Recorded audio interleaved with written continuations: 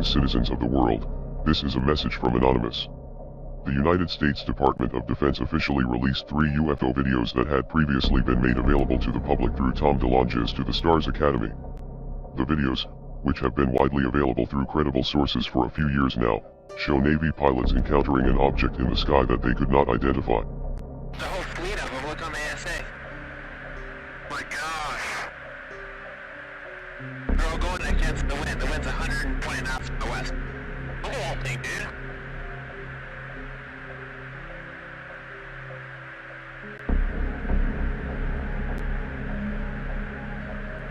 That's not our LNS though, is it? It's not. That is an LNS, dude.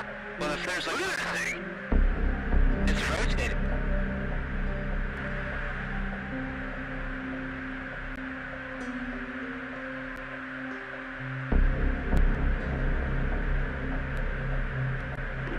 Nickel 6-1 tank. Roger.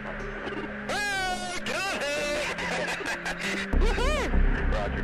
There's troubleshooting as soon as I get. Did you box moving target? No, I took an auto track. Oh, okay. Oh my gosh, dude. Wow, look at that, man. Look at it fly. The pilots were struck by how the object maneuvered, and many of them were sure that they were dealing with some sort of aircraft. They believed that the aircraft was more advanced than those that they were used to and that they appeared to defy the laws of physics. For their part, the Pentagon has no explanation for the strange videos, saying only that they could not determine what it actually was that was flying through the sky that day.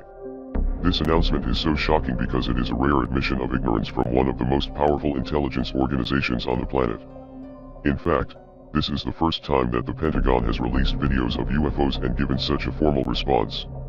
In most cases, the agency would offer up their own conclusion or explanations, instead of admitting that they were clueless, and while these explanations are rarely sufficient for the most enthusiastic UFO hunters, they do prevent most of the general public from researching further.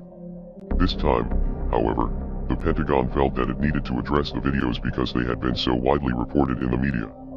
In a press release issued by the Pentagon which accompanied the videos, the agency said that the previous releases of the footage were unauthorized leaks, but after a thorough investigation, it was determined that the videos did not contain any sensitive material that might be a threat to national security, so they decided it was safe to release the footage on their own, thus officially confirming their authenticity. Although, the statement also noted that the Navy had previously verified the authenticity of the videos, so it is not entirely clear why the Pentagon has decided to raise the issue again years later. The agency went on to say that the videos were real, and insisted that they had no clue what was depicted in the footage. DOD is releasing the videos in order to clear up any misconceptions by the public on whether or not the footage that has been circulating was real, or whether or not there is more to the videos. The aerial phenomena observed in the videos remain characterized as unidentified, the statement read. Now, it is extremely important to remember that this is not an admission that aliens exist.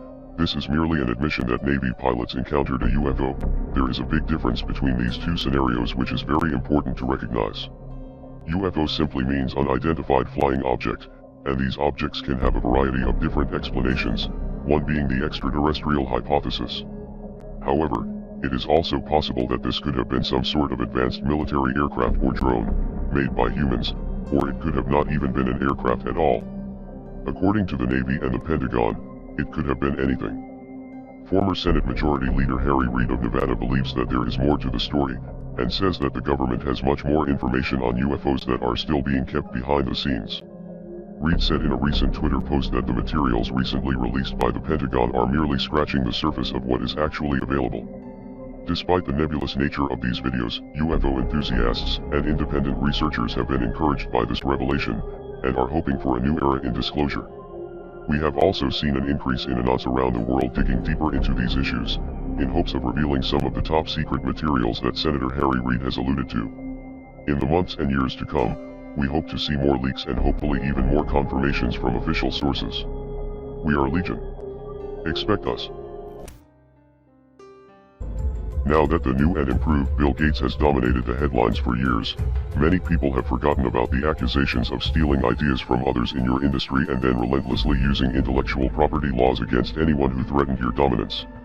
Your reputation was at its worst when Microsoft was caught up in an antitrust legal battle with the United States government, because you spent years developing a tech monopoly through your company. In 2001, Microsoft was forced to settle with the government and give up its monopoly of the industry, and the next year, you began shifting your time, and more importantly, your money, into the pharmaceutical industry.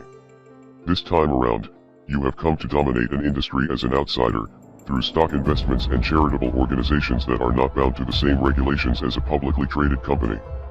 There is no doubt that advancing medicine is a noble cause, and it is true that investments in public health are important, but not everyone involved in the pharmaceutical industry actually has the best interests of the public in mind.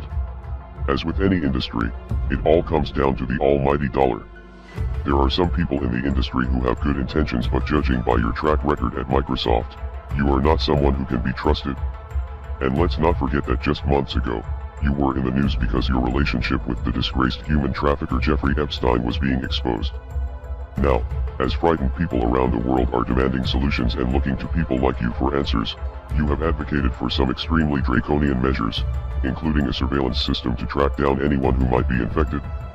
Of course, all of this sounds like a necessary step in a global pandemic, and this virus is a very real threat, but in China and other places where these measures have been implemented, human rights violations followed quickly after. It is also very strange that for many years, your companies and foundations have been heavily involved in a project called ID 2020, something that seems very similar to the systems you have proposed in recent interviews. You may own the corporate media, but we still have the internet, and you will be exposed. We are anonymous. We are legion. We do not forgive. We do not forget. Expectant and 5 and 2012. In addition to misleading the world about the severity of the virus, you have also encouraged the draconian measures that governments have taken to enforce quarantines. As the Chinese government was silencing doctors and locking them in quarantine for speaking out, Tedros and others praised its response, and urged other governments around the world to take similar measures. Citizens of other countries, especially those in the Western world, thought that it could never happen in their neighborhood, but most governments seem to be taking the advice of the World Health Organization and have started to implement military-style lockdowns similar to those seen in Wuhan during the early days of the outbreak. We are anonymous. We are legion. We do not forgive. We do not forget. Expect us.